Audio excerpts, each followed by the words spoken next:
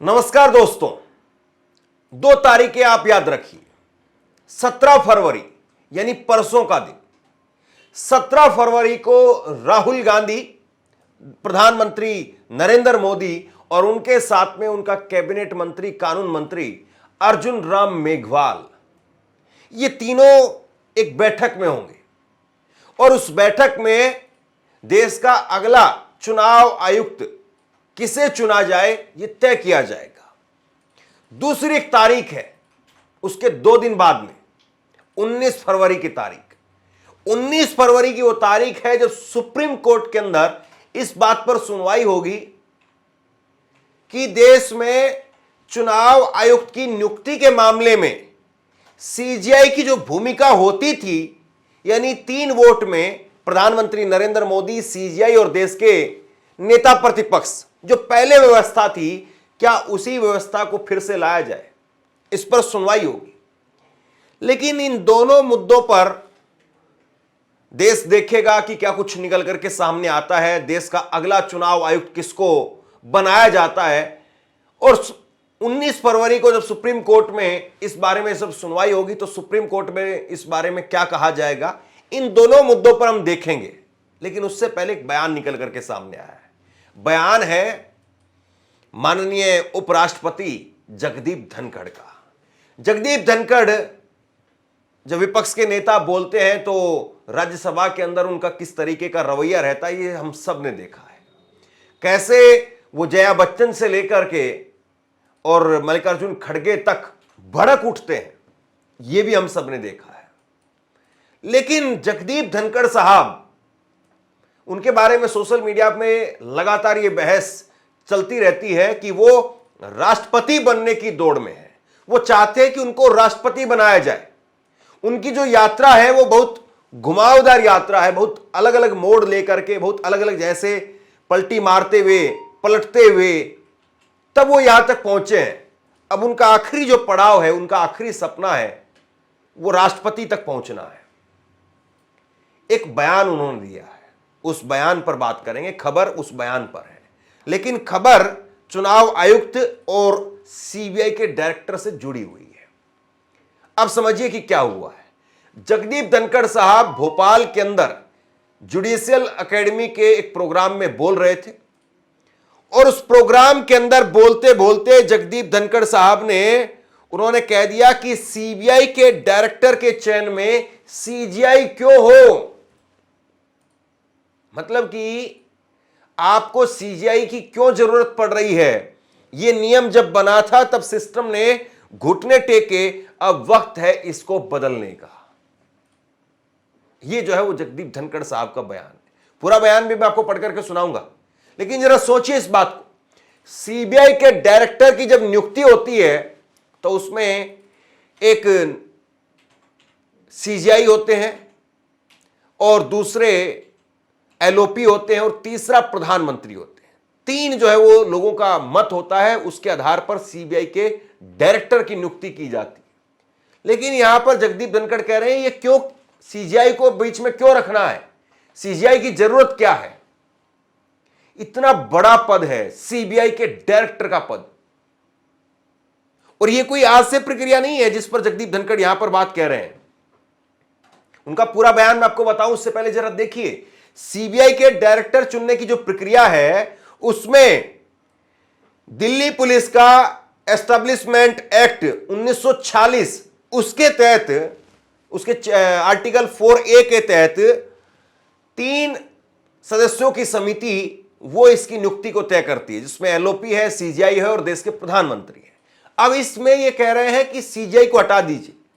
जैसे चुनाव आयुक्त की नियुक्ति के अंदर से सीजीआई को हटाया गया, ऐसे ही यहां से भी हटा दिया जाए। क्या कहा उन्होंने, पूरा बयान पहले सुन लीजिए, फिर इसकी व्याख्या आगे करेंगे। उपराष्ट्रपति जगदीप धनखड़ ने कहा कि सीबीआई डायरेक्टर या अन्य बड़े अधिकारियों, मतलब चीफ इलेक्शन कमिश्नर के सिलेक्शन पैनल में चीफ जस्टिस ऑफ इंडिया कैसे हिस्सा ले सकते हैं।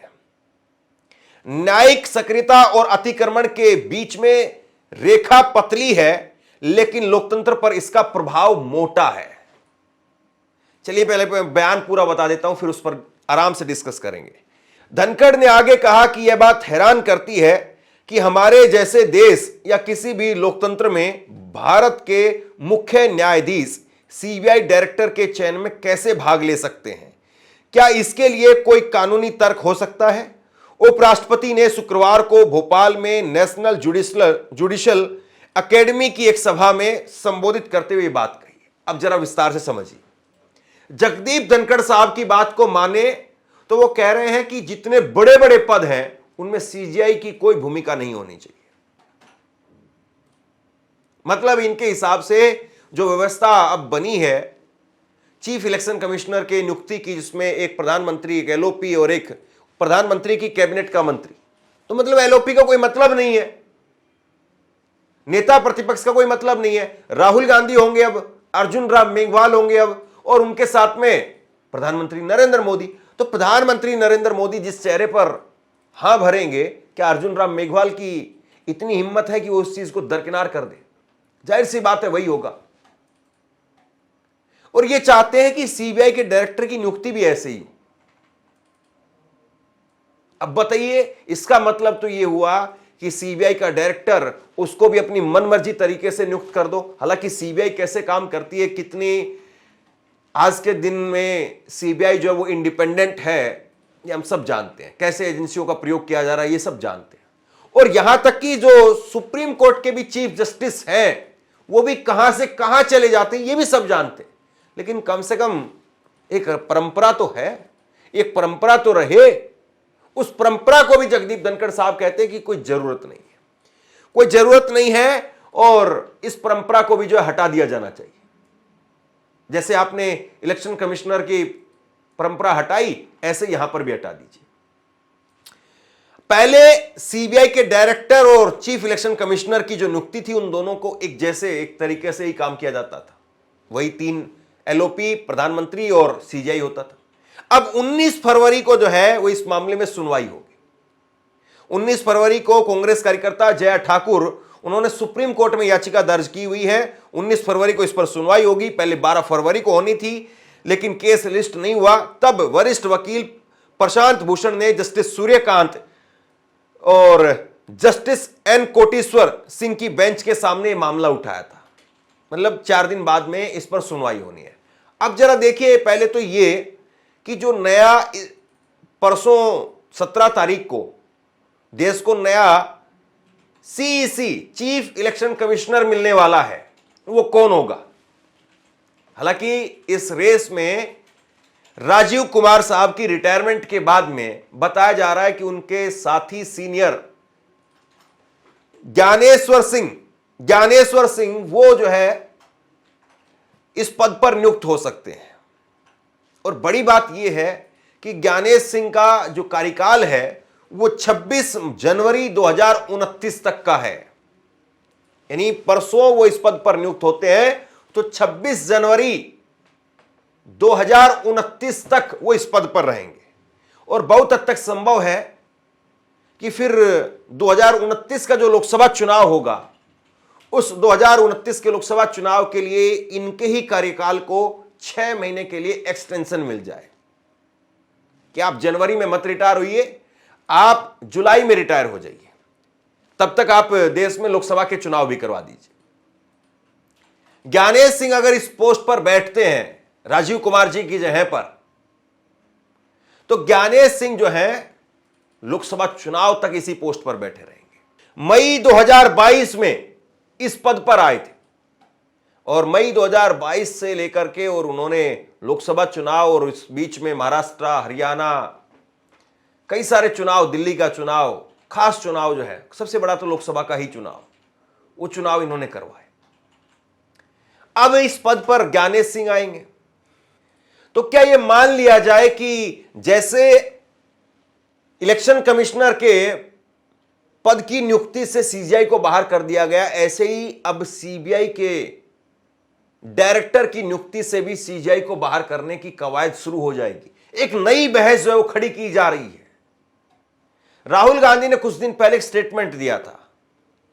उन्होंने कहा था कि हम इंडियन स्टेट से लड़ रहे हैं, और इंडियन स्टेट से उनका मतलब यह था कि हम तमाम एजेंसियां आज के समय पर पंगु बना दी गई हैं। वो एजेंसियां जिन पर जिम्मेदारी है इस देश के लोकतंत्र को बचाने की, वो एजेंसियां पंगु बना दी गई हैं। हम उन एजेंसियों से लड़ने का काम कर रहे हैं।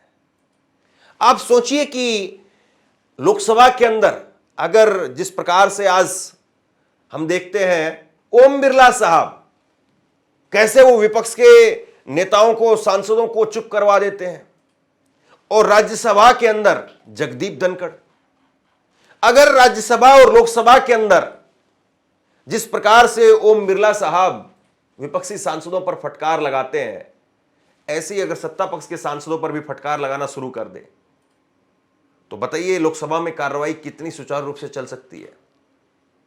ऐसे ही राज्यसभा के अंदर कुल मिलाकर के बात यह है कि अगर शीर्ष पर बैठा व्यक्ति अगर वो एक तरीके से ना केवल जो है वो निष्पक्ष हो, बल्कि निष्पक्ष जो है वो दिखे भी, निष्पक्ष उसका बर्ताव भी हो, तो फिर बहुत कुछ जो है बचाया जा सकता है। बहुत कुछ जो है वो ताने बाने को, ढांचे को जो है वो बचाया जा सकता है। लेकिन अगर शीर्ष पर बैठा हुआ व्यक्ति ही कॉम्प्रोमाइज कर ले तब फिर बड़ी मुसीबत हो जाती है। यहां पर जगदीप धनखड़ जो है वो, उनके लिए कहा जाता है कि उनकी जो यात्रा शुरू हुई थी वो कांग्रेस से शुरू हुई। कांग्रेस से शुरू हुई, फिर उसके बाद में जनसंघ में चले गए, बीजेपी में चले गए, फिर उसके बाद में लोकसभा चुनाव, और घूमते घूमते फिर पश्चिम बंगाल के राज्यपाल तक की पोस्ट पर चले गए, और फिर उसके बाद में वहां पर ममता बनर्जी की सरकार के साथ में जैसे खटपट की खबरें निकल करके सामने आती थी, इनको उपराष्ट्रपति बनाया गया, राज्यसभा में लाया गया, और राज्यसभा में जैसे मल्लिकार्जुन खड़गे पर भड़क उठते हैं, कैसे भूल सकते हैं आप जया बच्चन के साथ में वो तीखी नोकझोंक इनकी।